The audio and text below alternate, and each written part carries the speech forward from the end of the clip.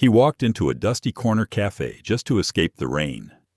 A billionaire no one recognized, hiding from headlines, mistakes, and memories too heavy to carry. He didn't expect kindness. He didn't expect her. She was no taller than the counter, with messy hair, worn-out shoes, and a voice so soft you had to lean in just to hear it.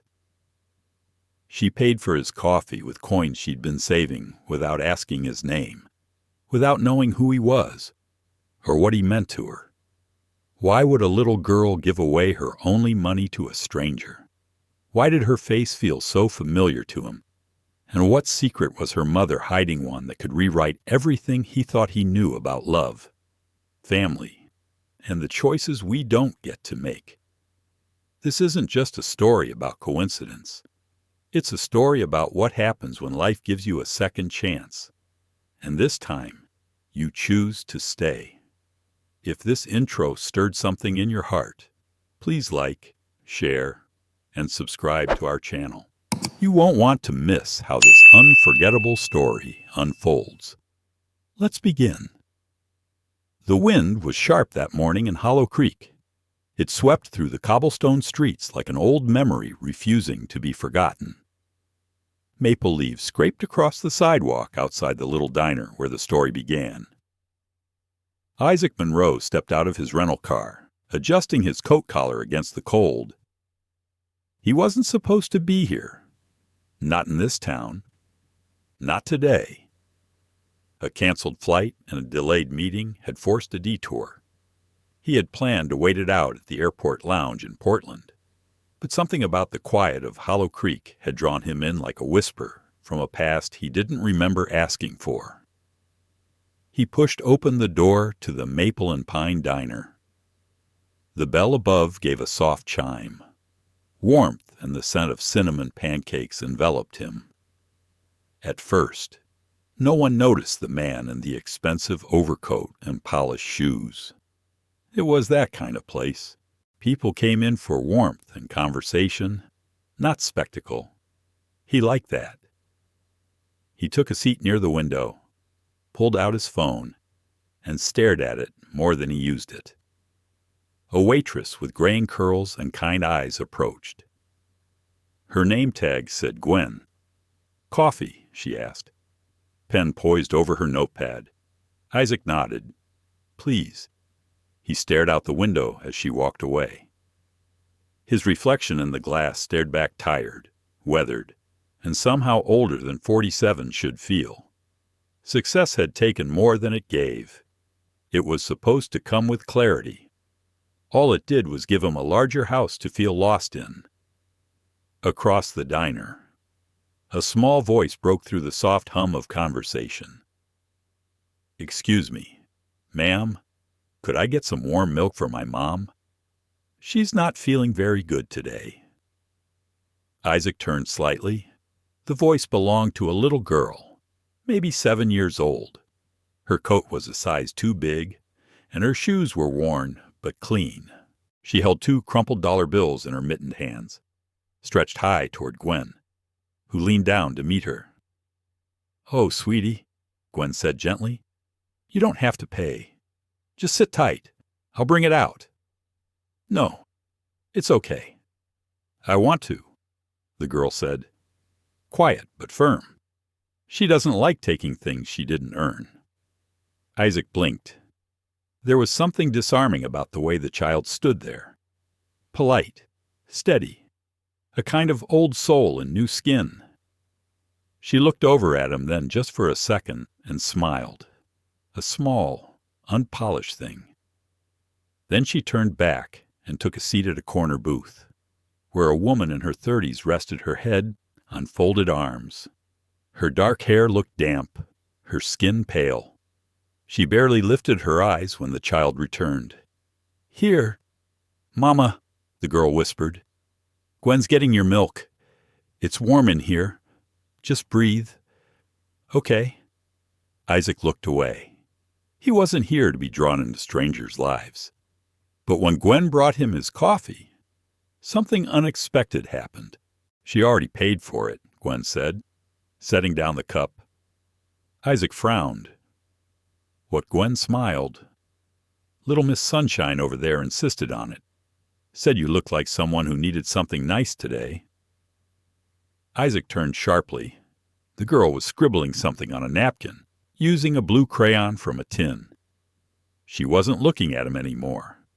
He stood, walked across the diner, sat at her table without asking why. "Why did you do that?"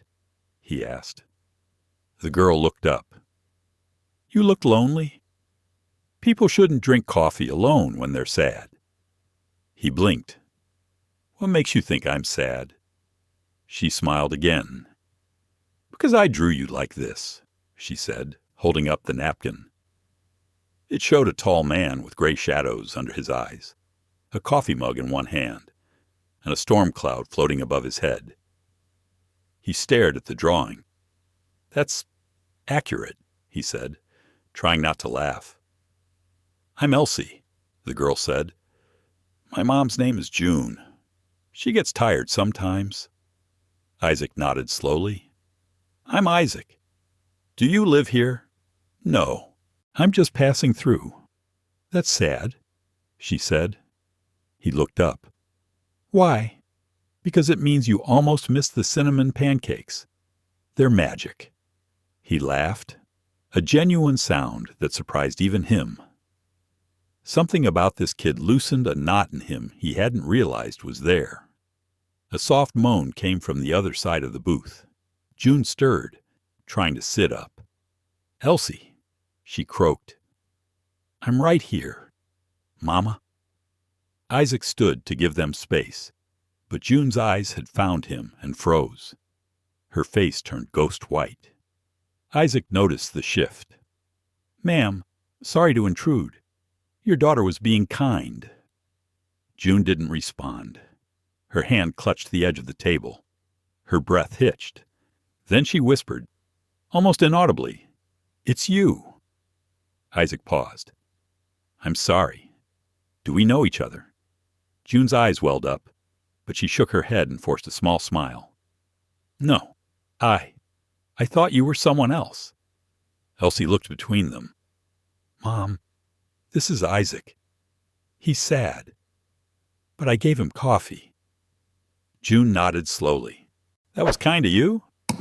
Isaac stepped back. "Feel better soon. Ma'am." He returned to his table, but the coffee no longer tasted the same. He looked at the napkin again. A storm cloud. A quiet man. He folded it gently and slid it into his coat pocket. The girl didn't know what she'd done.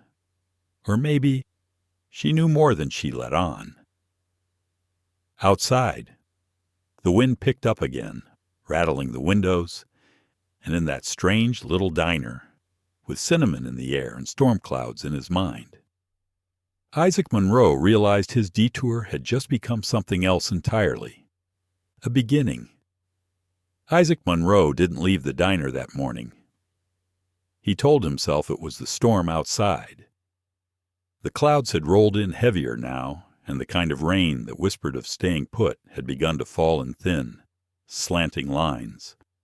But deep down he knew the weather wasn't the reason. It was the eyes. June Callahan's eyes. They had cracked something open in him. Not the polite smile she forced afterward. Not the way she thanked him without recognition. It was what came before that. That frozen look. That whisper. "It's you." Isaac had known many people in his life. Boardrooms full, stadiums, sometimes. But never had someone said that and looked at him like they weren't quite sure if they were relieved or devastated.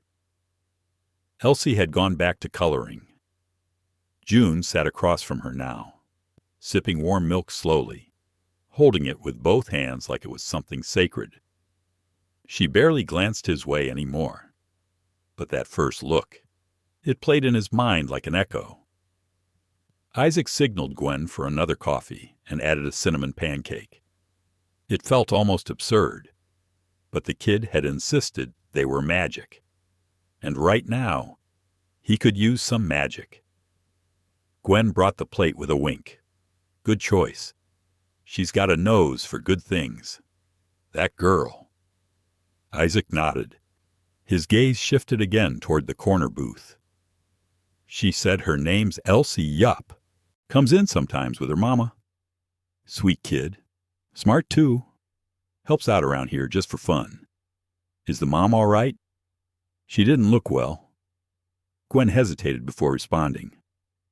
We don't ask too many questions around here, Mr. Monroe. But if you're wondering, she's had it rough. They both have. I think she's got something medical going on, but no insurance. Quiet type. Keeps to herself. Isaac took that in quietly. Something about it stirred a weight in his chest he couldn't name. When Gwen walked away, Isaac took his fork, cut a triangle of pancake, and tasted it. Warm, buttery, a touch of nutmeg, and somehow, yes, magic. He had to know. Not just the surface details, not just curiosity. Something deeper. That look in June's eyes was too familiar. It carried weight. And the little girl, there was something about her. Her kindness wasn't performative. It was learned, practiced, intentional. That didn't come from cartoons or school. That came from watching someone struggle and deciding not to look away. After 20 minutes, June slowly stood and gathered her purse. Elsie, still scribbling, finally looked up. We should go. Honey, June said gently. But Mom, I haven't finished the dragon for Mr. Isaac. It's all right, June said quickly. I think we've taken enough of his time. She looked up toward Isaac then. He stood without thinking. You haven't taken anything I didn't want to give, he said calmly. June's eyes flickered. She smiled. Barely. That's kind of you, but I think it's best we get going. She gets tired too when I push her too long. I can give you a ride if you like. The rain's getting worse. Her back stiffened just slightly. That's all right. We're close by. And we don't usually accept rides from strangers. Elsie tugged on her mother's coat. But he's not a stranger. He's Isaac. June looked down at her daughter, a sadness creeping into the corner of her eyes. Isaac noticed, and then something bolder took root in him. He didn't raise his voice, didn't press, but he looked at June the way only someone who'd lost time could look at another. Do I know you? June met his eyes. For a heartbeat, the world went quiet. No, she whispered. Not anymore. Then she gently pulled Elsie's hood over her head and walked them both into the rain. Isaac stood frozen. Not anymore. He didn't chase them. Something told him not to. But he did follow with his eyes as they disappeared around the corner. Elsie hopping over a puddle, June walking slower than a healthy woman should. He didn't know what he was feeling, just that it was tangled, hot in the chest, and colder near the edges, like standing in a house that had been his once but was now boarded up. He sat back down and opened his phone, pulled up a secure browser, typed June Callahan. Hollow Creek, Oregon, nothing. He tried again. June Callahan. Elsie Ray. Medical records, social work, school directories. Nothing useful, but something felt too coincidental. The girl. The age. She's 7, he thought. His hands began to shake as a memory surfaced. 8 years ago. There had been someone. Her name wasn't June then. It was Julia Randall. They'd met at a tech conference. She was a freelance photographer covering startups. He was a rising star, still sleeping in server rooms and pitching to VCs on barely 3 hours of rest. She'd photographed him at sunset once, said his eyes looked like they were waiting for something that hadn't arrived yet. They were inseparable for 4 months. Then she vanished. No call, no explanation, He searched, but there was nothing left of her. He had blamed himself. Maybe he was too serious. Maybe she got scared of what he was becoming. He never found out. Until now, June, Julia, the same face, older now, thinner, weary, but those eyes. He stood again, almost knocking his chair backward. Gwen looked over with concern. "You all right? Sugar? Do you know where they live?" Gwen hesitated. "That's not really my place to say." "Please, Gwen, I think I knew her a long time ago." Gwen looked at him hard. Then she sighed. "There's a little complex on Willow Street. Second building near the laundromat. Not the safest, but it's what some folks can manage." Isaac nodded. "Thank you." He grabbed his coat, pocketed the crayon napkin drawing. As he stepped outside, the rain hit him like a second thought. Sharp, real. But he didn't stop walking. Each step toward Willow Street felt like moving back through time. He wasn't sure what he would say, what he could say. But one thing he knew now, in the part of him that rarely spoke, he hadn't just met a kind little girl in a diner. He had met his daughter. The rain had softened into a cold drizzle. By the time Isaac reached the rundown complex Gwen had mentioned, Willow Street felt like a forgotten limb of the town, as if Hollow Creek had grown around it and left it behind. The paint on the buildings had long since peeled away, revealing gray wood underneath. The lights flickered weakly overhead, and the faint scent of mildew clung to the stairwell. He paused at the foot of the steps. For a moment, he considered turning around. Who was he to show up like this after so long? What did he expect? An embrace, an apology, or worse, a denial? The truth was, he didn't know. All he knew was that he couldn't walk away now. He took the stairs slowly, his boots heavy from the rain. At the second floor, he found the door Gwen had described. 2B. Faint pencil scribbles of flowers and stars surrounded the numbers, crayon marks traced along the baseboard. He exhaled, then raised his hand to knock. The door opened before his fist made contact. Elsie stood there, clutching a blanket around her shoulders like a cape. Her eyes widened in surprise. Then a smile bloomed. "Hi, Mr. Isaac." "Did you come to visit?" Isaac's voice caught in his throat. Yeah, I guess I did." June appeared behind her, holding a dish towel. She froze when she saw him. Her body blocked the doorway before Elsie could pull it open wider. "You shouldn't be here," she said, quietly but firmly. Isaac looked past her to the worn interior.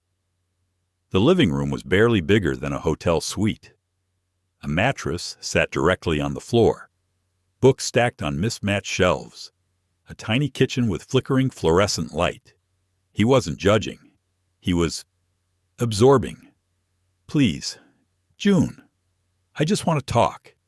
Her jaw tightened. "You want to talk?" "After 7 years," he stepped back slightly, lowering his voice.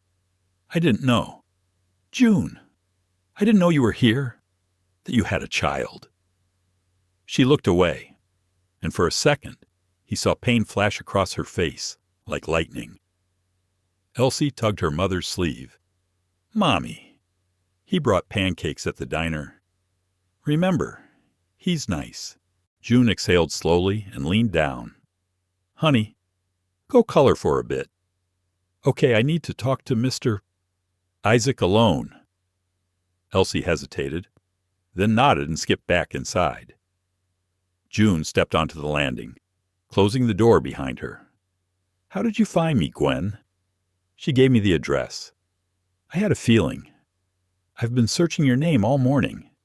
There's no trace of you under June Callahan, but I remembered your real name. Julia Randall." June winced. "I had my reasons. You disappeared. Julia, one day you were there, And then you weren't. No warning, no message. I searched for you for months. I thought you were hurt, or worse. I had to leave. Why? Because I was pregnant, she said. And you were disappearing into boardrooms and media tours and IPO dreams. I knew you'd feel obligated. And I didn't want to be someone's obligation. Isaac blinked, stunned. Obligation. You think I wouldn't have wanted her? Julia wrapped her arms around herself, shivering now under the weight of everything she had hidden. I didn't want to burden you. I knew what your life was becoming. I knew you'd feel pressure, maybe even resent us. I didn't want that for her. I wanted her to be loved, freely, not tolerated out of guilt. Isaac leaned against the railing, trying to steady himself. You never gave me the chance. I couldn't take the risk. The silence between them thickened. The rain tapped gently on the tin roof above, like a clock ticking on a secret too long kept. Do you still go by Julia? He asked softly. Only on the birth certificate. Everything else, it's June now. We needed to disappear. Isaac, not from you, from everything. He studied her face, the deep tiredness that clung to her eyes, the strength in her posture, even in worn clothes and wet hair. This wasn't the same woman he'd known 8 years ago. This was someone forged by survival. Is she mine? He asked, barely above a whisper. She closed her eyes. Yes. The word settled like a stone in his chest. 1,000 thoughts rushed through his head. Regret, awe, fury, love, but above all responsibility. Not the kind Julia had feared, the kind that came with aching longing. Can I come in? Julia hesitated. Her fingers gripped the door handle, knuckles white. Then slowly, she nodded and opened it. Elsie was lying on the floor, coloring a galaxy of purple stars on a torn piece of cardboard. She looked up with a smile. Did you find us okay? Isaac nodded, voice thick. Yeah, I did. He knelt beside her, watching her draw with furrowed concentration. She hummed softly, the sound melodic, familiar. He remembered Julia humming that same tune while editing photos on her laptop. Do you like art? He asked. I love it. I want to make a book one day, with dragons and planets and flying cats. That sounds amazing. Elsie beamed. Do you want to draw with me? He hesitated, then nodded. Julia handed him a dull red crayon. It snapped in half as he pressed it to the cardboard. Oops, he murmured. Elsie giggled and handed him another. That one was old. It always breaks. This one's stronger. Isaac tried again, drawing a sun with crooked rays. Julia watched from the kitchen. For the first time in years, she saw softness return to Isaac's face. The sharp corners he'd honed for corporate life seemed to fall away around Elsie. They spent an hour like that, talking, drawing, laughing. Eventually, Julia brought over 2 chipped mugs of tea. She handed one to Isaac without speaking. He took it, grateful. Do you hate me? She asked quietly, once Elsie wandered to the bedroom with her drawings. Isaac looked up at her. No. I hate that I missed all this. I hate that she doesn't know who I am. She does, Julia whispered. What she knows. Not all the details. But she's always asked. I told her once there was a man who made her possible, who had a good heart, even if he never knew. And I told her if we ever met him, we'd recognize him by how kind he was to strangers. Isaac's eyes stung. He looked toward the bedroom door. I want to be part of her life. June. I don't know what that looks like yet. But please, don't shut me out again. Julia studied him for a long moment. Then she spoke the words she'd carried for 7 years. Then stay. Just don't disappear." He nodded. "I'm not going anywhere. Not this time." The next morning, the sun crept through the torn blinds of apartment 2B, casting pale streaks of gold across the worn carpet. Isaac stirred on the couch, back stiff from the springs pressing into his ribs. He had fallen asleep listening to Elsie humming herself to sleep in the bedroom and June pacing the kitchen long after midnight, too restless to rest. He sat up slowly, rubbing his face.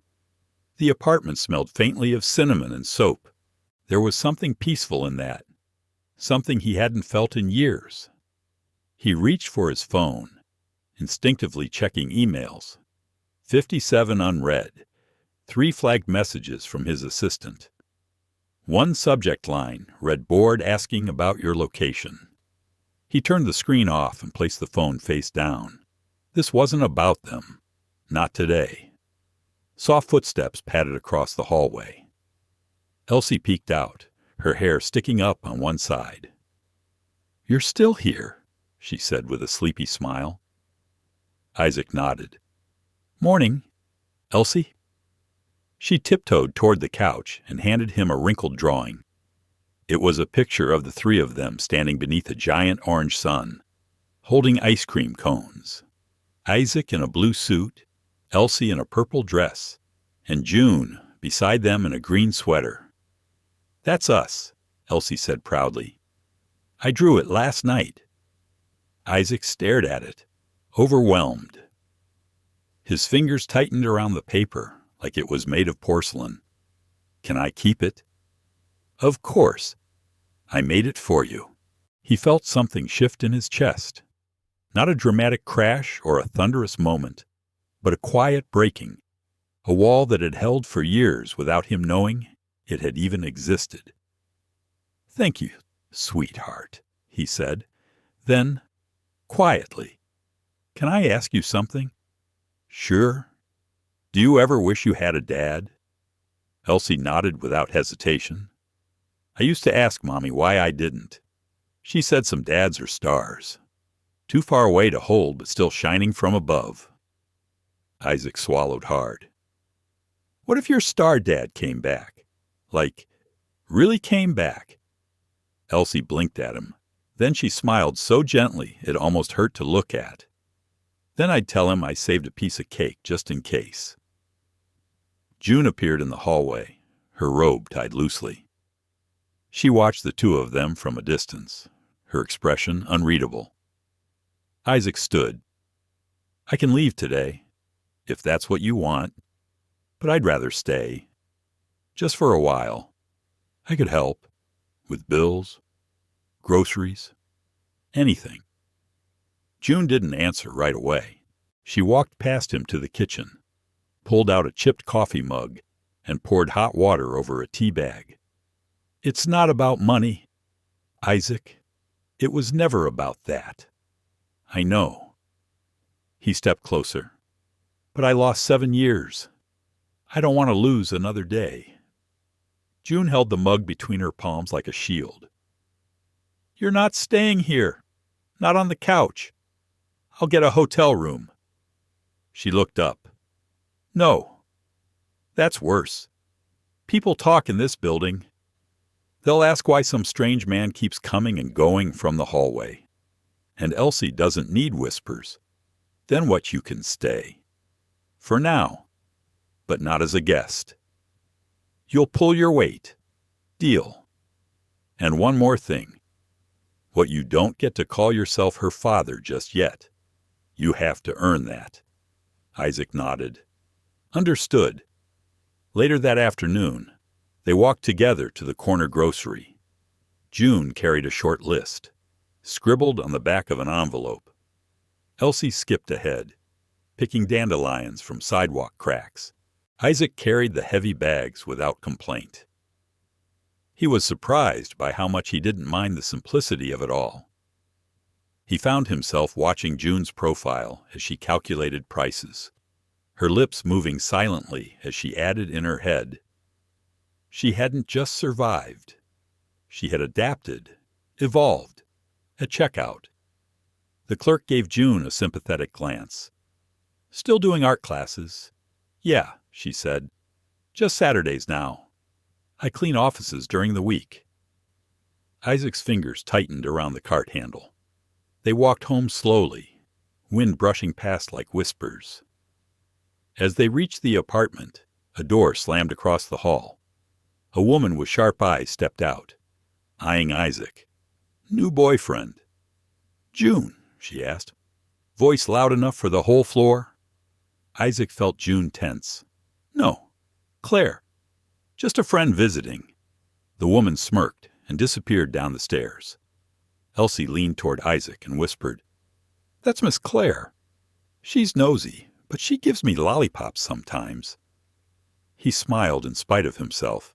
Back in the apartment, June busied herself unpacking groceries. Isaac hovered, unsure of his place. "Do you want help cooking?" he asked. "You cook." He shrugged. "I make decent pasta, and I grilled cheese my way through college." She handed him a pan. "Then go wild, chef." As they worked side by side, something almost normal settled between them. June diced carrots. Isaac stirred sauce. Elsie sat at the table humming as she cut construction paper into tiny stars. Dinner was simple: garlic bread, pasta, and lemonade from powder. But to Isaac, it felt like a feast.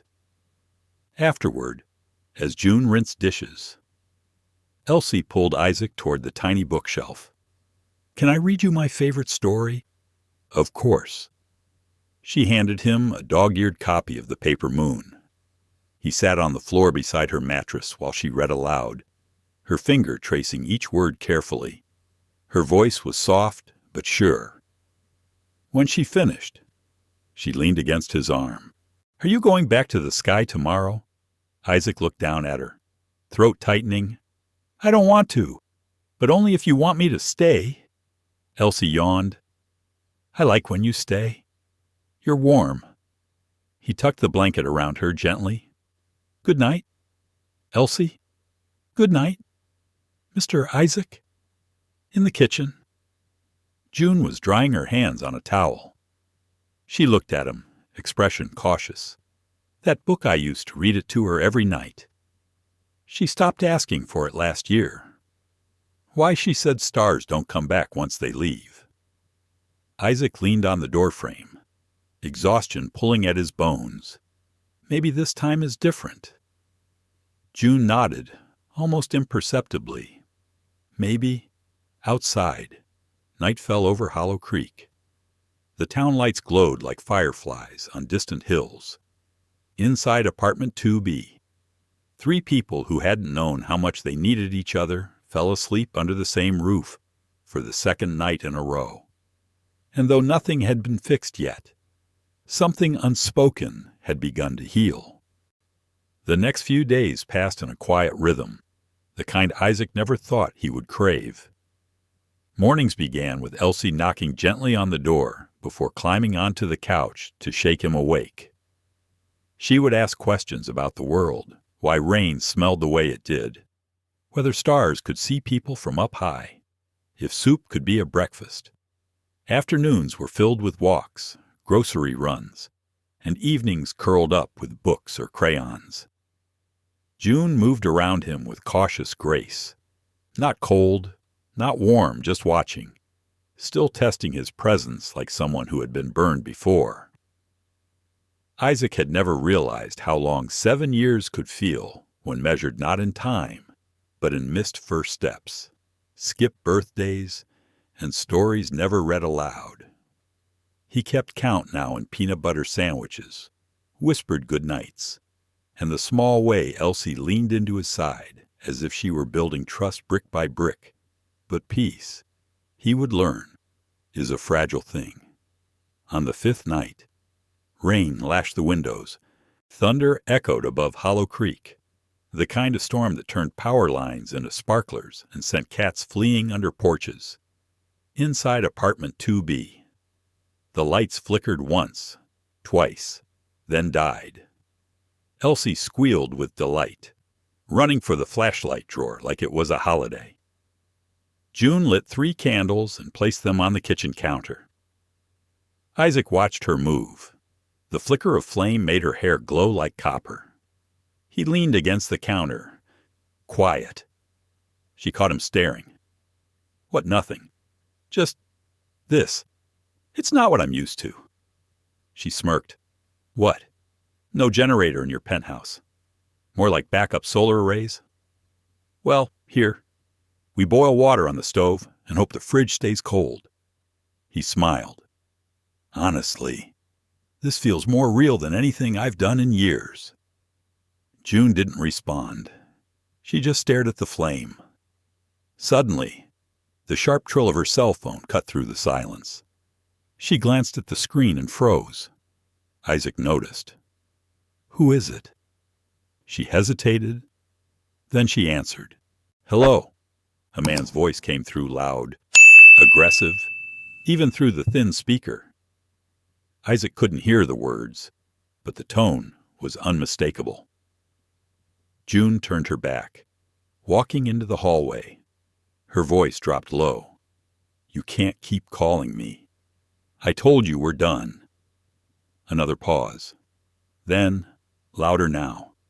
No, I don't care what you think you're owed. Don't you dare come near her. Isaac felt the shift. He stood, instinct flaring. June came back in with the phone still clutched in her hand like a grenade. Her face had gone pale. Who was that? He asked. She looked at him, torn, then shook her head. No one. Just a wrong number. Isaac stared at her. Don't lie to me. June. She slammed the phone down on the counter. Hard. You don't get to ask. You disappeared for 7 years. He didn't flinch. Maybe not, but I'm here now. And if that call was a threat, it's not your problem. The tension stretched tight between them. Elsie tiptoed into the kitchen, flashlight in hand. Mommy, why are you yelling? June turned instantly, softening. No yelling. Baby. Just a loud phone call. Isaac reached out and gently took the flashlight from Elsie's hand. Why don't we go make shadow puppets? She nodded and grabbed his hand. As they curled up on the floor, Isaac helped her form a dog, a butterfly, a dinosaur.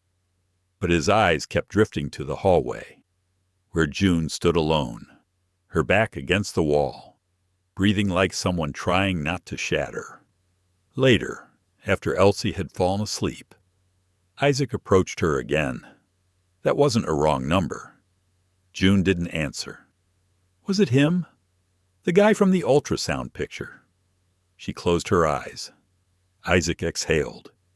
Did he hurt you? She looked up, eyes sharp. You want the truth? Fine. His name's Carl. He came around right after you left. Said all the right things. Said he loved me. Said he'd raise the baby like his own.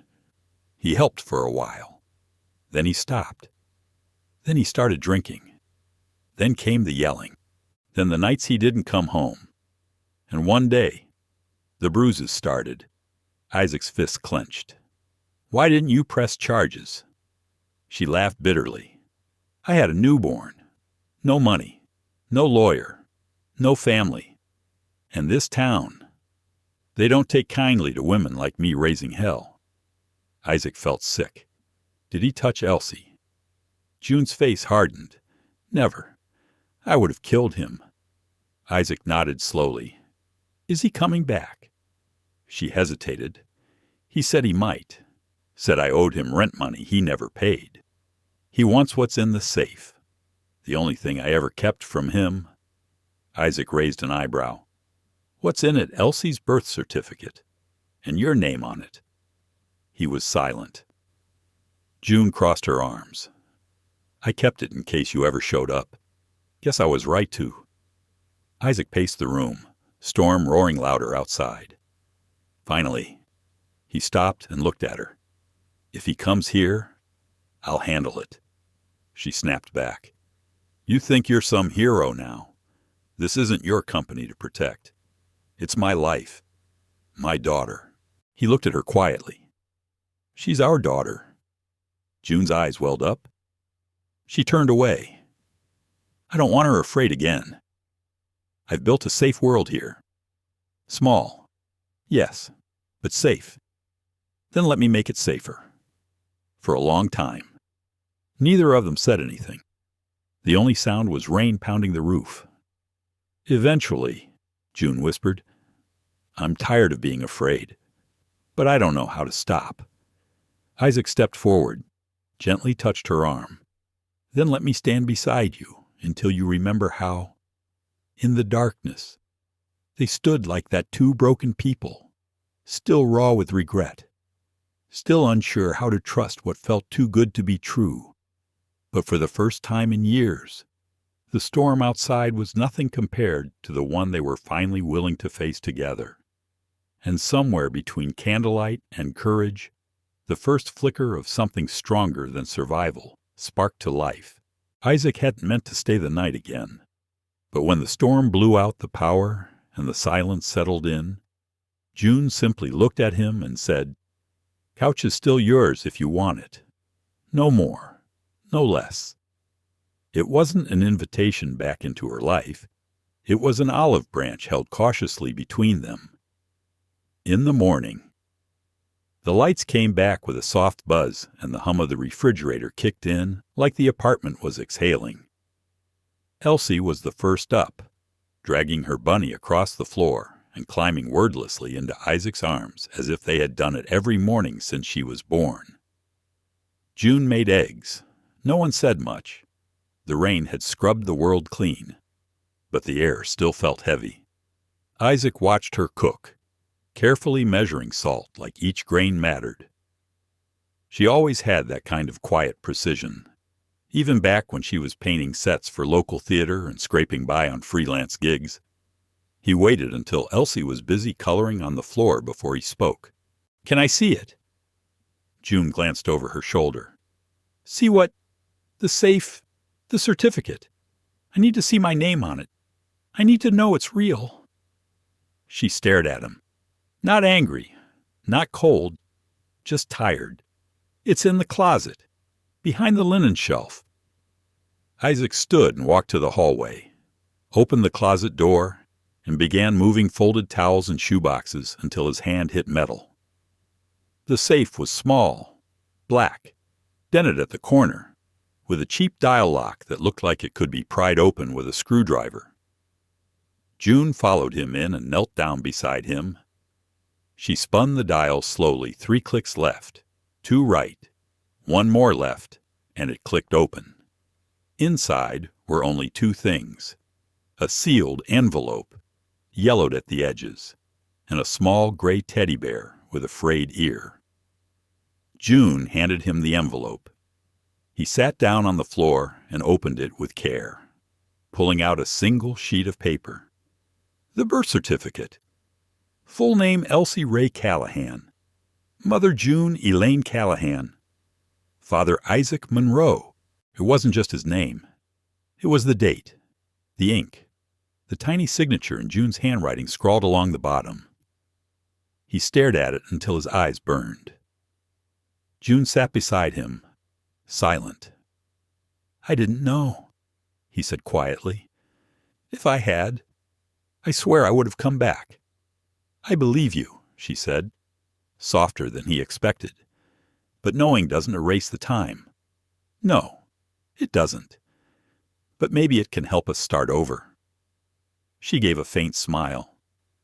"You think it's that simple?" "I don't think anything about this is simple.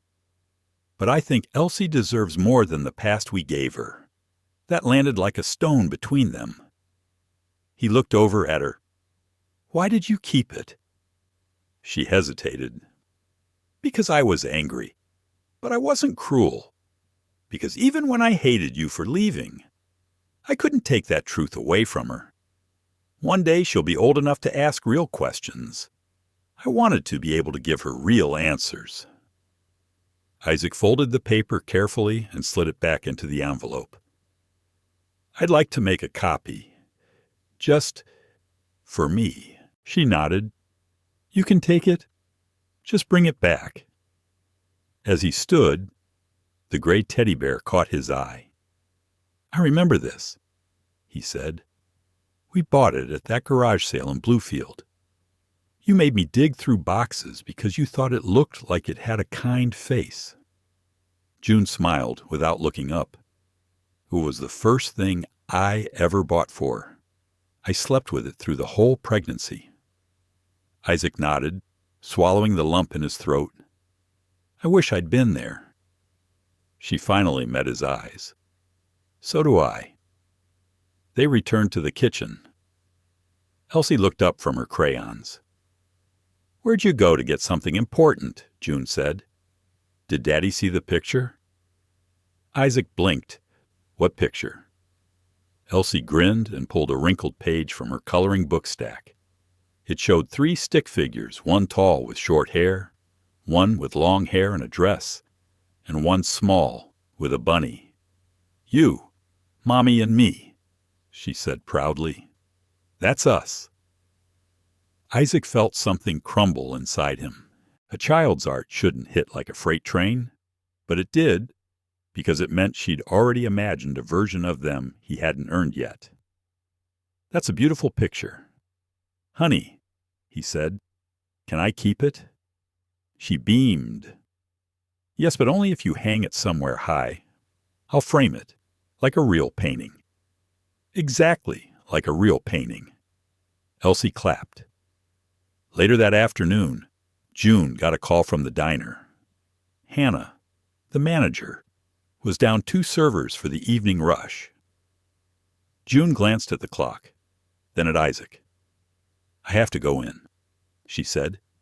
It'll only be a few hours. I can stay, he offered before she could ask. She paused. I'll put her to bed. We'll read something short. Brush teeth.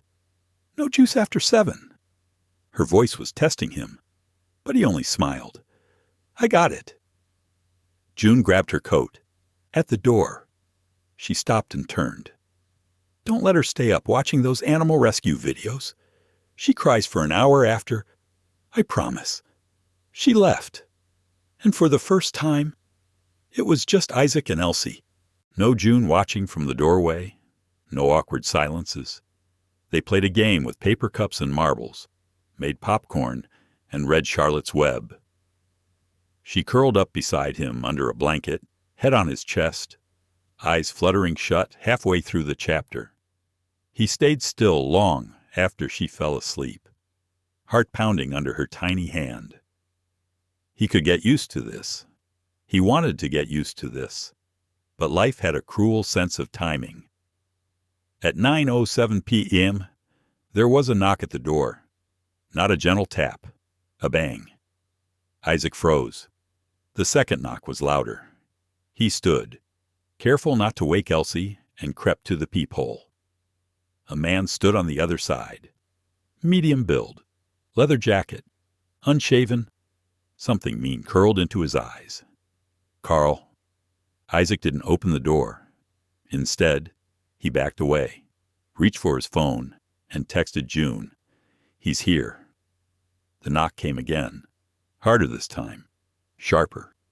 Like whoever was on the other side wasn't just asking to be let in. They were demanding it. Isaac stared at the door, pulse hammering in his ears. His hand tightened on the phone. The screen still glowed with June's contact. He'd already sent the message, he's here. No response yet. He looked back toward the couch. Elsie hadn't stirred. She was still curled into the blanket like a quiet sunrise, her thumb brushing the worn ear of the bunny she refused to sleep without. One more knock. A pause. Then a voice. Low. Rough. Open up. June. I know you're in there. Isaac moved closer to the door, his voice quiet but firm. She's not home. Silence. Then the voice again. Who the hell are you? Isaac didn't answer. There was a pause, and then the unmistakable sound of someone jiggling the handle. I said, open the damn door. I ain't leaving. Isaac's grip on his phone tightened. Then, mercifully, a vibration. A message lit up the screen. June, I'm on my way. 10 minutes. Don't engage him. Don't open the door. He texted back with one hand. Copy. She's still asleep. Door's locked. Outside. Carl's voice grew louder, slurred around the edges. I know she's here. Don't play me. Man, this is still my place. My name's still on the lease. Isaac didn't respond. Don't think you can just swoop in here like some white knight. I know her. You don't. You think just 'cause you got a fancy coat and a watch, you can take my family. The words hit Isaac hard, not because they were true, but because they weren't. He had swooped in, but not to take anything, only to give back what he never should have lost. He slid his phone into his pocket and walked over to the hall closet. Quietly, carefully, he pulled out the aluminum bat June kept behind the coats. She told him once it was there in case someone broke in. She had said it half-jokingly, but her eyes had been deadly serious. Another kick to the door. Elsie stirred. Daddy, she whispered, still groggy. Isaac turned immediately, kneeling beside her. It's okay, baby. Just a noise. Go back to sleep. All right, I'm right here. She blinked at him, then nodded and nestled deeper under the blanket. Her trust in him was so complete, it stunned him. It also terrified him. He stood and walked back to the door. You need to leave, he called out, calm but unwavering. Carl laughed a short, bitter bark. You're in my home, man. You don't get to tell me what to do. That's my couch. That's my woman. Isaac pressed his hand against the doorframe. He hated this voice, not just for what it was saying, but for what it implied that this man had ever felt entitled to them, that he still did. June doesn't belong to you, Isaac said evenly. She's not your anything. You want to play hero? Huh, Carl spat. You think you know her. She ever tell you she begged me not to leave? The last time she's always crawling back. Always. Isaac's jaw clenched. He could hear the lie from a mile away. June never begged. She fought. She endured. But she didn't crawl. Then came the scraping sound of keys fumbling in the outer lock. Isaac's stomach dropped. He looked through the peephole. Carl held a key in his hand, trying to wedge it in. He texted again. He has a key. He's trying to get in. A second later, June replied, Don't let him. I'm outside. Isaac backed away from the door and moved toward the window. He pulled aside the curtains slightly, just enough to see June climbing the stairs, umbrella in one hand, her other fist clenched tight. When she reached the landing, she stopped. Carl turned at the sound of her boots. Look who finally decided to show up, he sneered. Give me the key. Carl, she said flatly. I live here. No, she said. You did. Your name's not on the lease anymore. I changed it 2 weeks ago. Carl blinked. You what I paid the fees. I had the right. It's in my name now. This isn't your home. His voice dropped, turning mean. You think you can erase me that easy? She stepped closer. You did that yourself. Inside. Isaac stood perfectly still, watching, ready, but not interfering. June could handle this. She had to. Get out of here. Carl, she said, if you ever come back, I'll call the police. I'll show them the texts, the bruises, everything. Carl's laugh came low and ugly. You got nothing? I have a daughter now, she said. That's everything. Carl flinched like the word daughter hit him in the face. For a second. Isaac wondered if he'd forgotten about Elsie entirely, or if he never saw her as anything but a pawn. "You'll regret this," Carl said. "No, I regret staying silent this long." And with that, she reached out, plucked the key from his hand, and stepped back. He didn't fight her, not this time. He stood there for a few more seconds, breathing heavy, eyes darting between her and the apartment door. Then he turned and walked down the stairs, cursing under his breath. June waited until his footsteps disappeared. Only then did she knock softly. Isaac opened the door. Their eyes met. For a long moment, neither of them spoke. Then June let out a breath she'd been holding since forever. "Is she okay?" "She slept through most of it." June stepped inside, drenched, her umbrella dripping on the welcome mat.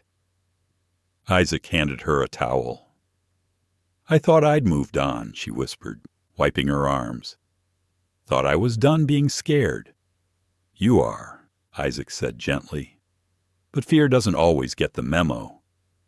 They stood there in the hallway, the air still thick with tension. Then, from the living room, a small voice called out. Mommy June walked over to Elsie and crouched beside her. "Hey, baby. Sorry I woke you." Elsie rubbed her eyes. "Was that the mean man?" June paused. "Yeah, sweetheart. But he's gone now." Elsie looked at Isaac, then back at her mom. "Daddy didn't let him in." June smiled faintly. "No, he didn't." Isaac knelt beside them. "I'm sorry," he said, "that she had to see any of this." June looked at him. "I'm not." "She saw you stay." They put Elsie back to bed together. No one said much. The storm had moved on. The room was quiet, except for the soft whir of the fan and the occasional roll of distant thunder. Later, when June came out of the bedroom, she leaned against the wall and exhaled deeply. "I'm filing for a restraining order tomorrow." Isaac nodded. "I'll come with you." She gave him a long look. "You sure about that?" "Yes." June crossed her arms. "Why now?" "Isaac, why stay when it's this messy?" He looked at her, no hesitation in his eyes. "Because it's real, and I'm not running again." The morning air had that soft bite of late spring, where warmth whispered on the wind, but hadn't quite settled in. Isaac waited by the courthouse steps in a dark blue jacket, his hand tucked loosely into his pocket, his eyes scanning the street like he might see something he couldn't name yet.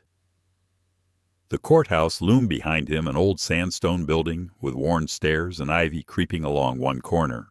Hollow Creek didn't have many buildings taller than 2 stories, and this one stood like a tired monument to a town that didn't like to talk about its failures. He turned as June's old Honda pulled into a parking space a block down. He could recognize that rattle from anywhere now. She got out slowly, careful not to wake Elsie, who was dozing in the car seat in the back. She gave Isaac a small wave, then gently closed the door and crossed the street. Neither of them said anything for a moment. "You sure you want to be here?" she asked, her voice low. He nodded. "I wouldn't be anywhere else." June looked up at the courthouse, then back at him. There was a question in her eyes she hadn't yet dared to ask. Maybe she still didn't know how. They entered the building together, silence between them acting as both shield and question mark. The waiting room outside the judge's chambers was cold and too bright, the fluorescent lights buzzing overhead. June sat with her fingers laced tight in her lap, eyes fixed on the door ahead. Isaac sat beside her, giving her space, but not distance. A young clerk poked her head out of the chamber and called June's name. She stood, legs stiff from nerves, and turned to Isaac. "Will you stay here with Elsie?" "Of course," he said softly. June stepped into the judge's office, and Isaac settled back into the chair, watching the door close behind her. He looked at his phone, resisting the urge to pace. 5 minutes passed, then 10. When the door finally opened again, June looked tired, but lighter. Somehow, "It's done," she said. "Temporary order is in place. I'll have the permanent hearing in 2 weeks." Isaac stood. Did he show? She shook her head. No. Probably still sleeping off the whiskey. He didn't respond. He didn't need to. She could see it in his eyes, rage quiet and still as a frozen lake, the kind that runs deep. They returned to the car together. Elsie stirred in her seat, rubbing her eyes. "Where are we going?" she mumbled. June hesitated. Isaac answered gently, "Somewhere for pancakes." That earned him a smile. They ended up at a little diner near the edge of town. Vinyl booths, maple syrup in glass bottles. The kind of place where people knew your name, but didn't ask too many questions. Elsie perked up over a plate of chocolate chip pancakes, the whipped cream melting into the syrup. She chattered about a book they read in school and asked if rabbits could really wear glasses like in her story. Isaac listened, nodding, occasionally laughing his eyes, flicking to June, across the booth with a look that said he saw her too. Not just the moment. After they dropped Elsie off at school, June parked in front of her apartment, but didn't get out. She looked over at Isaac. Her voice was steady, but there was a fragile edge to it. "There's something I need to tell you, and you're not going to like it." He turned toward her, attentive. She swallowed. "That day, years ago, when I left the cafe with the envelope, I didn't go home." Isaac's brow furrowed. "Where did you go?" "I went to the clinic." His stomach dropped. June stared at her hands. "I was terrified. I had $42 to my name. No insurance, no job, no plan, and I was pregnant with your child." Isaac exhaled, slowly, carefully. "I sat in that waiting room for hours," June continued, her voice cracking, "but I couldn't do it. I walked out. I walked until my feet blistered. I didn't even know where I was going, just away." Isaac closed his eyes, the image sharp and gutting. "You should have told me," he whispered. "I know, and I've told myself every day that I should have. But I wasn't brave then. I was just broken." He opened his eyes and looked at her, not with anger, but grief. "I never stopped looking. June." "I didn't think you would," she said softly. He leaned back, his voice low. "Do you still not want anything from me?" June looked at him, long and hard. Her voice was quieter than before, but steadier. "I don't want your money, Isaac. I never did. But I do want something now." He nodded, urging her on. "I want you to be in her life. For real. Not just pancakes and coloring books. I want her to know where she comes from. I want her to know her father." His chest tightened. "And me?" he asked. June paused. "I don't know yet." There was silence again. But it wasn't cold. It felt honest. He nodded. "That's fair." She smiled faintly. "I don't want to punish you for the time we lost, but I also can't pretend like it never happened." "I'm not asking you to," he said. She looked at him, really looked. "You've changed," she said finally. "I had to." Isaac replied, "You don't go through that much silence and stay the same." They sat like that for a while, not deciding anything, not needing to.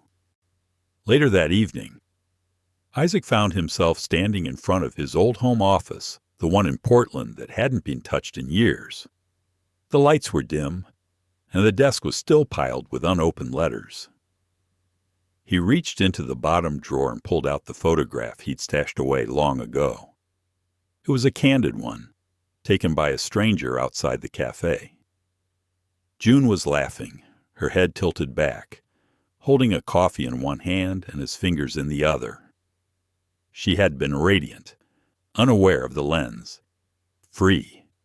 He ran his thumb across the edge of the picture, then reached for a pen and wrote one word on the back. Return. The email hit Isaac's inbox at 5:42 a.m., no subject, no signature, just a link and a single sentence. You should see this before the rest of the town does.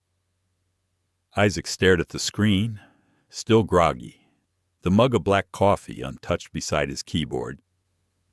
He clicked the link, not quite ready for what he'd find, but too alert now to look away. It was an article, not from any major outlet, just a well-trafficked blog that Hollow Creek's residents followed, like scripture, gossip, opinion, small-town scandals wrapped in digital packaging that made it feel bigger than it was. The headline punched him in the chest. Coffee, lies, and millionaires. Hollow Creek's mysterious stranger is billionaire, Isaac Monroe. He didn't breathe for a moment.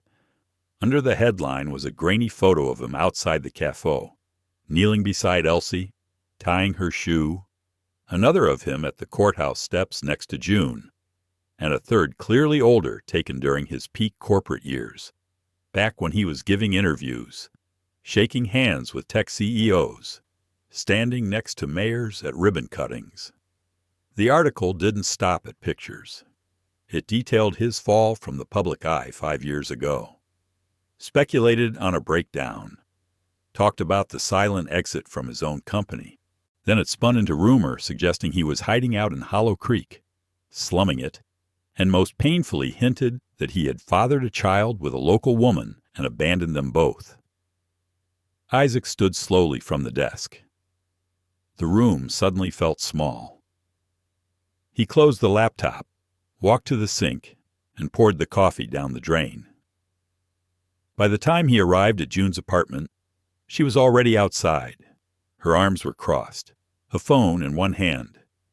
The look on her face was unreadable, like a door partially open, waiting to see whether you would knock or walk away. You saw it, she said. I did, he replied. They're going to say worse, June added. It always starts small. He didn't argue. I'm sorry this is happening, he said quietly. June's voice was tight. You think this is just about you. She turned her phone to show him her text messages. Anonymous numbers. People she hadn't spoken to in years. Some asking questions. Some making accusations.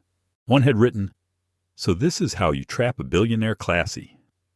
Isaac's face darkened. We'll fix this, he said. June shook her head. No, you don't fix gossip. Isaac, you survive it. If you're lucky. At that moment, Elsie opened the door. She had her backpack on, one shoe untied, and a confused look on her face. Why are you here so early? She asked Isaac. I wanted to walk you to school. She seemed to like that idea. Can we stop for cinnamon rolls? She asked. Hopeful. Isaac smiled gently. That can be arranged. As they walked together, June trailing a few steps behind, he felt a strange sense of steadiness return. The sidewalk was cracked in places. Kids were riding scooters down the opposite block. A stray dog barked in the distance. Life kept moving, no matter what the headlines said. At the school gates, Elsie hugged Isaac tightly. Then, after a second of hesitation, she whispered, Mom cried last night. He bent down slightly. She did. Elsie nodded, but only a little. I heard her through the wall. He smoothed her hair. She's just tired. Sweetheart. Grown-ups get tired sometimes. She gave him a small smile and skipped off toward the building. Isaac turned to June as the bell rang. Let me do a statement, he said. Let me clear your name. That's not how this works, she said. They'll just twist it again. Say I put you up to it. He stepped closer. Then let me do it for me. She paused. Fine. But don't drag me into it. And don't make Elsie part of some redemption tour. This town doesn't care about the truth. They care about the version that gets the most clicks. Later that afternoon, Isaac sat in front of a single camera, a soft white backdrop behind him, no crew, no PR spin, just his voice, recorded in a quiet corner of a local production studio. "My name is Isaac Monroe," he began, voice low and even. "Some of you know me from articles that circulated today. Some of you only know me as the man who sits by the window at Hollow Grounds Cafe. Either way, I want to speak for myself." He paused, hands resting calmly in his lap. "I came to Hollow Creek to disappear. Not because I was ashamed, but because I was grieving. I lost someone I loved, not to death, but to silence, to separation, to fear. That person was June Callahan." Another pause. "She didn't know I was coming here. And when I found her, I found a daughter I didn't know I had. I'm not hiding that. I'm not ashamed of that. I'm proud of that little girl. She's smart, kind, and braver than most adults I've met." He leaned forward slightly. "I didn't come here to save anyone, and I didn't come here to be anyone's story. But since I've become one, let me say this. June Callahan is not a liar. She's not a manipulator. She's a mother who raised a child on her own while the world judged her from the outside. If you must blame someone, blame me. I was the one who disappeared. I was the one who couldn't find his way back until now." He exhaled softly. "I'm not here to reclaim a reputation. I'm here to build a life. Quietly, honestly, kindly. If that's not enough, so be it." He ended the video with no fanfare, no credits, just a fade to black. When the video went live, it spread through Hollow Creek like fire on dry grass. Some people scoffed. Others commented that he sounded rehearsed. But just a few listened. And in a small bookstore on the edge of town, an older woman who'd once called June foolish for getting pregnant, so young, sat in front of her computer, tears in her eyes, whispering, "Well, I'll be damned." That night, June didn't call, but she left a light on in her apartment window. Isaac saw it from his car and didn't knock.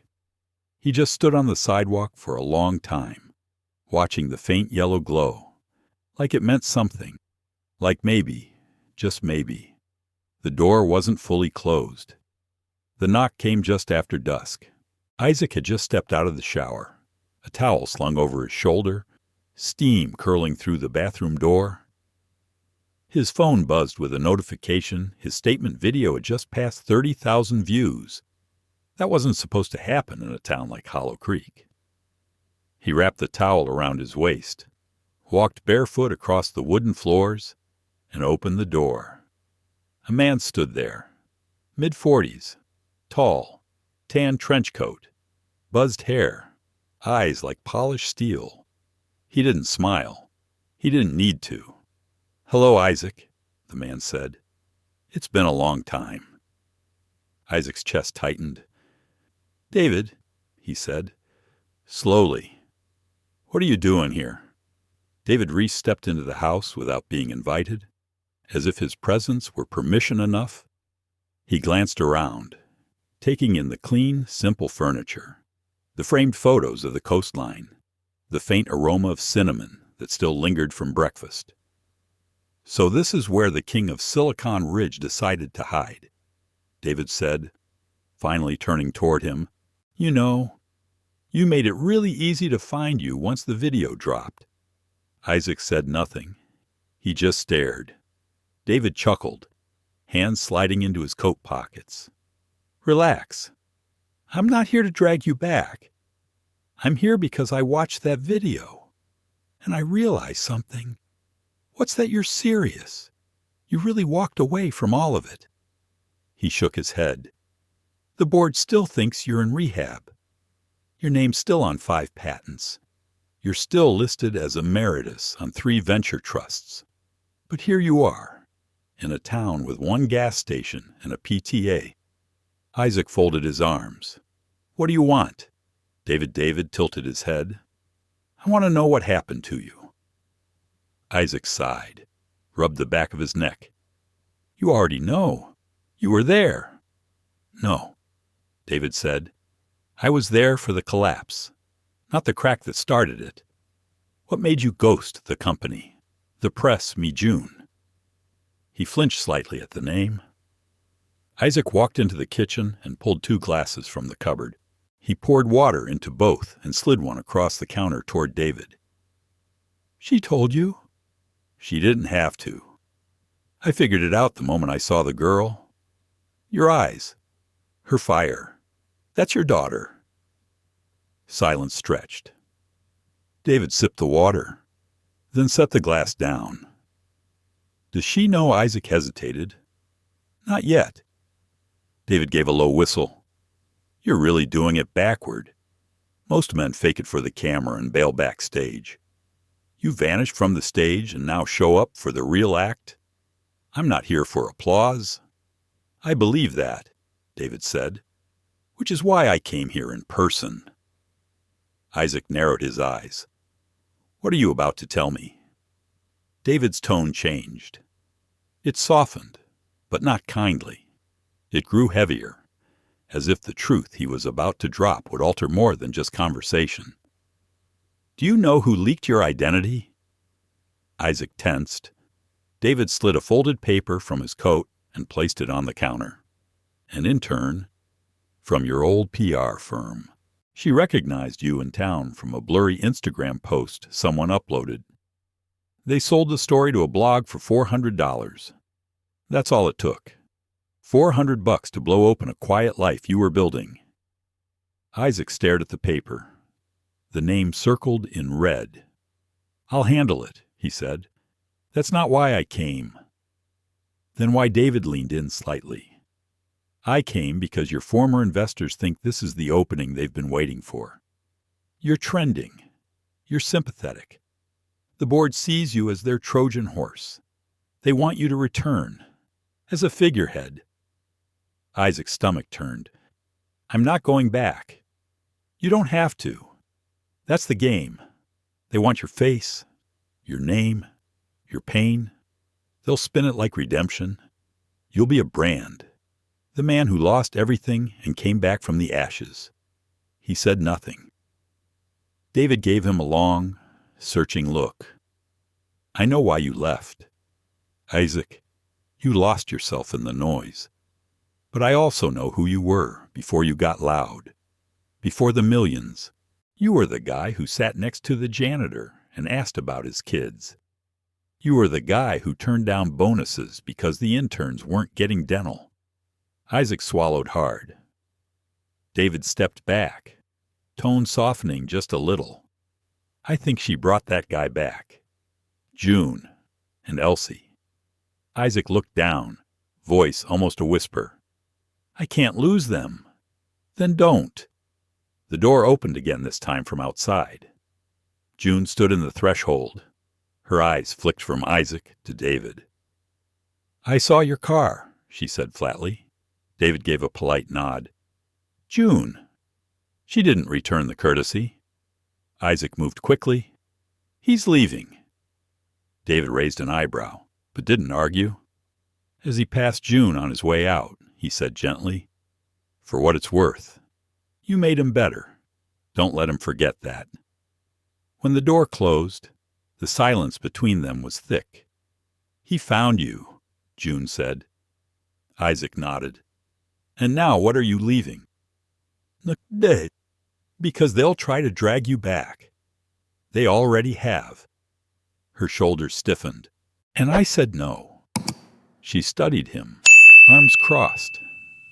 I need to know something, she said finally. Anything. June's eyes held 1,000 unspoken questions, but she settled on one. Why didn't you come back before Isaac stepped closer? Slowly. Because I was afraid I wouldn't be enough for her. Or for you. Because I didn't think I deserved forgiveness. Or family. Her voice cracked. You do. He touched her hand gently. I'm learning to believe that. That night, as Elsie slept under a blanket of stars painted on her ceiling, Isaac stood at her door watching her breathe. He thought about the patents, the board, the fake smiles and real money. He thought about the knock, the paper, the pitch. Then he thought about this tiny room and the girl inside it, her drawings taped to the wall, a mug with his name and hers beside the bed, a note that read, Daddy's Coffee, written in crooked purple crayon. And he smiled, because for the first time in years, Isaac Monroe didn't feel like a product. He felt like a person, and he wasn't going anywhere. The rain came softly that morning, like a whisper against the windows. Hollow Creek felt wrapped in cotton, the streets silent except for the occasional drip from the eaves. Isaac stood at the stove, turning pancakes with a care that bordered on reverent. He'd added blueberries this time, Elsie's favorite. He didn't need to check the clock to know she would come skipping in at exactly 7:42, still rubbing sleep from her eyes, hair like a wild halo. Sure enough, at 7:42 and 10 seconds, her feet padded across the hall. Morning, she yawned, climbing onto her stool. Morning, Bluebell. He slid a plate toward her. She smiled sleepily at the sight, then blinked, nose crinkling. You okay, Daddy? He froze a second too long. She tilted her head. Of course. Why, you're smiling, but your eyes look like when the dog at school lost his bone and pretended to be fine. He chuckled quietly, ruffling her hair. You catch everything, don't you? She gave a small shrug and took a bite. June appeared a few minutes later, tying her hair back into a loose bun.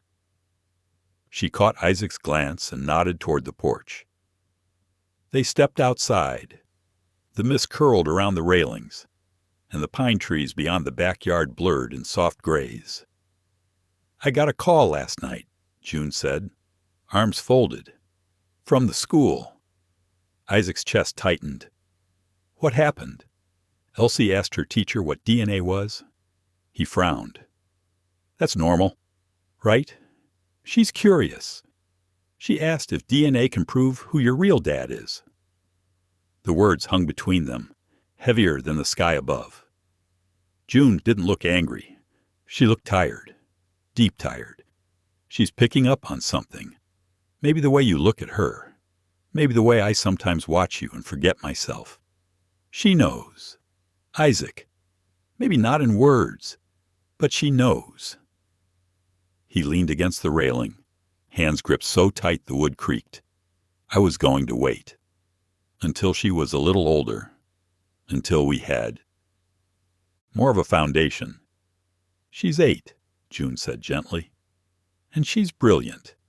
You can't wait forever. He nodded slowly. June touched his arm. But you don't have to do it alone.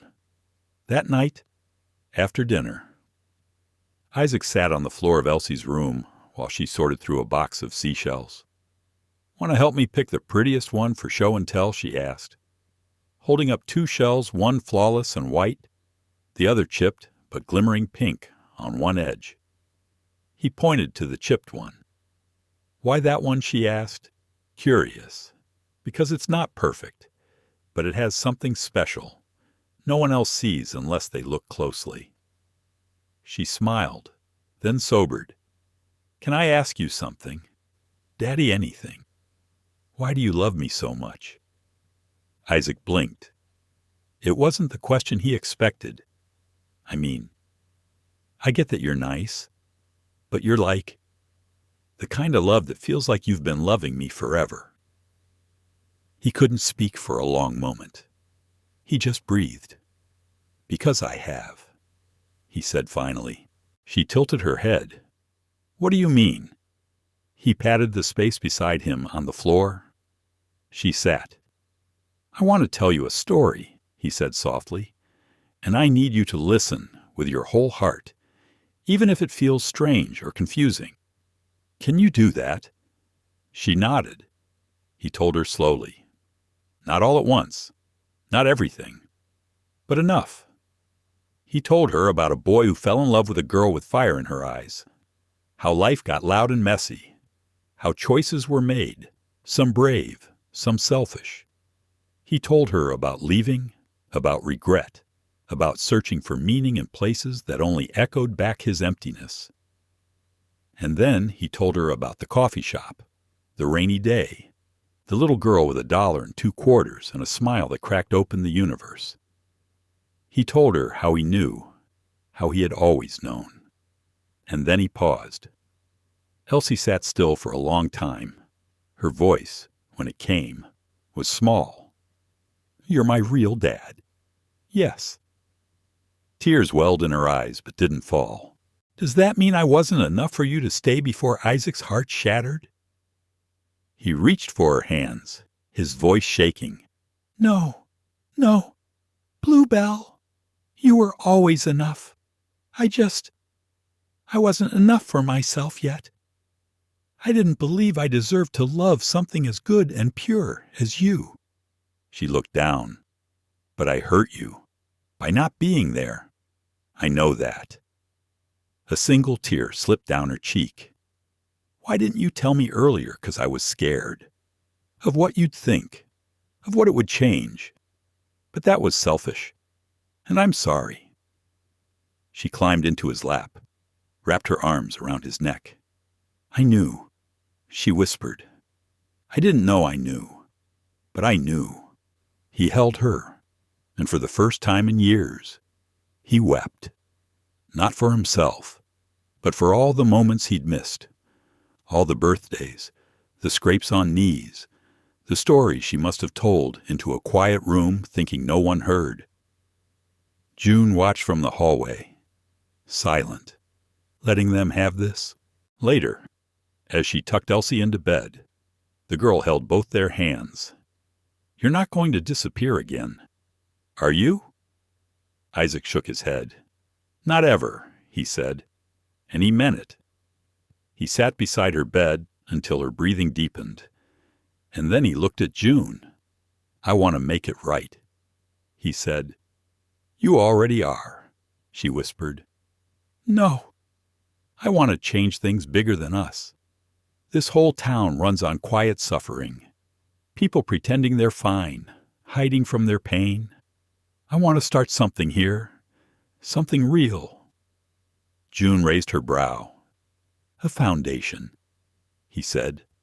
"For kids, for single parents, for the ones who fall through the cracks like we did." She touched his cheek. "Let's do it together." And outside, the rain stopped, the air cleared, and Hollow Creek, for the first time in years, felt like a beginning. The townspeople of Hollow Creek didn't gather often, not outside of parades or fall festivals. But that morning, they showed up in quiet waves. Some wore jeans and dusty boots. Others came in Sunday best, unsure what to expect from a press conference held outside a half-renovated church near the old train station. Isaac stood on the steps with June and Elsie.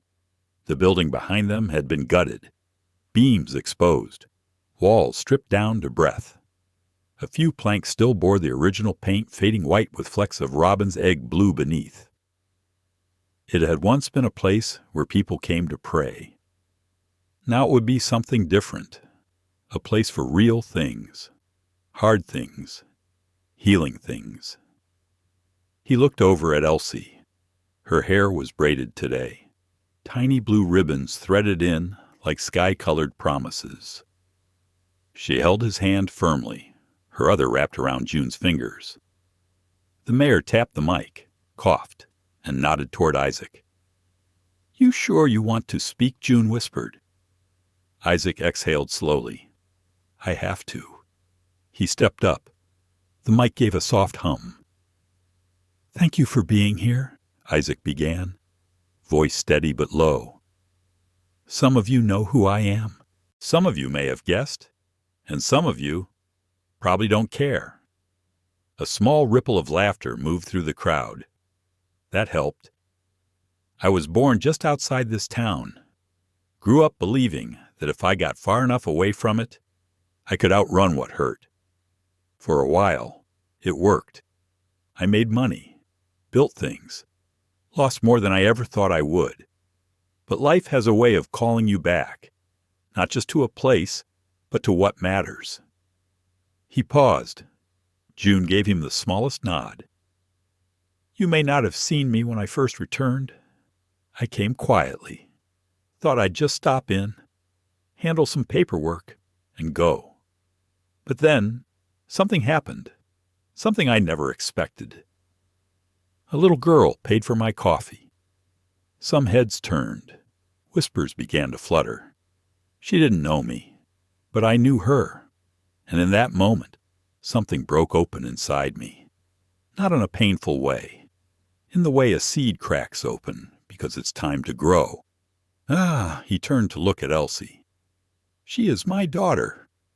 I didn't know she existed until that day. Or maybe I did. Somewhere deep inside. I can't explain it. But love has a way of remembering even what we try to forget. The square fell still. I'm not proud of the years I missed. I carry that every day. But I'm here now. Not just as a father, but as a man who wants to change something, not just for his own child, but for every child in this town who's ever felt invisible. He motioned behind him to the half-built structure. This space will become the Ray Center, named for my daughter, Elsie Ray. It'll serve as a resource hub for single parents, kids in need of tutoring, access to food, emotional care, and something more important than any program presence, real people, showing up. The crowd stirred. Several women wiped at their eyes. I'm investing my resources, but this isn't just a donation. I'm staying. I'll be here, not as some suit behind a desk, but as someone who opens the door, takes out the trash, and listens when someone says they're hurting. Hollow Creek deserves more than charity. It deserves dignity. Applause began slowly, then grew. After the gathering, people lingered. One by one, they approached. A woman with 3 kids whispered thank you. A retired teacher offered to volunteer. A teen with frayed sleeves asked if the center would have music classes. Isaac took every question, every offer, every story. He knelt beside a boy who couldn't look him in the eye and simply said, "You're welcome here, just as you are." That night, back at the house, June made chili, the kind with cornbread muffins shaped like stars. Isaac sat at the table, tired but peaceful, watching Elsie draw pictures of the Ray Center on her sketch pad. "This one's you," she said, pointing to a stick figure with wild brown hair and a hammer in its hand. He laughed. "You gave me muscles. Well, you're stronger now." That quiet sentence landed harder than anything. Later, when Elsie was in bed, June and Isaac sat on the back porch. The wind had a warm softness to it, summer's earliest breath. "I never thought I'd live like this," he said, voice soft. "Not just the center, or being back home. I mean, feeling whole." June leaned her head on his shoulder. "You built 1,000 things in your life, Isaac. But this is the first thing you're building with your heart wide open." He closed his eyes, breathing in the scent of lavender and evening rain. "There's still guilt," he admitted. "There will be," she said. "But guilt doesn't get to lead anymore. Love does." In the weeks that followed, Hollow Creek changed. Not all at once. Not like magic, but like seeds planted in good soil. Fences were mended. Old grudges softened. The Ray Center opened its doors quietly on a Tuesday morning, and by noon, The waiting room was full of stories. One man came in holding his daughter's hand, saying he didn't know how to braid her hair since his wife passed. A volunteer showed him. A teenage girl read to a group of first graders every afternoon. Elsie started piano lessons with a retired jazz musician who cried the first time he heard her play. And Isaac. He stayed, not just physically, but in every sense that mattered. He walked kids to school, took late-night calls from parents on the edge, sat with a woman who couldn't afford her medication and found a solution the very next day. The town no longer whispered about the millionaire, because they didn't see one. They saw a father, a neighbor, a man who understood that being rich had nothing to do with money and everything to do with how you show up when it counts. One evening, Elsie asked him, "What's the best thing you've ever built?" He looked at her and without hesitation said, Us, right here." She smiled and climbed into his lap, resting her head against his chest. And as the sun dipped behind the hills, painting the sky in gold and amber, Isaac knew the truth. A little girl buying him a coffee had done more than warm his hands that rainy day. She had given him back his life, and this time he wouldn't let go. Sometimes the smallest hands carry the greatest truths. She didn't know he was her father. He didn't know he still had a chance. But through one simple act of kindness, a cup of coffee, paid for by a child, with nothing, two broken hearts found their way back to each other. This story reminds us that love doesn't always shout. Sometimes it whispers in gestures, in presence, in showing up when it matters most. And sometimes it comes from those society tends to overlook: the poor, the single mothers, the children in worn shoes. Yet amid all this beauty, let's not ignore the darker truth that people like June and Elsie are often left invisible, treated as less than, simply because of where they live or how much they have. That's the kind of quiet discrimination we must confront, not just in systems, but in ourselves. If this story moved you, if it made you pause, hope, or cry, don't keep it to yourself. Please like, share, and subscribe to our channel. Your support helps these powerful, emotional stories reach more hearts. And stay with us, because the next story might just change the way you see the world. See you in the next one.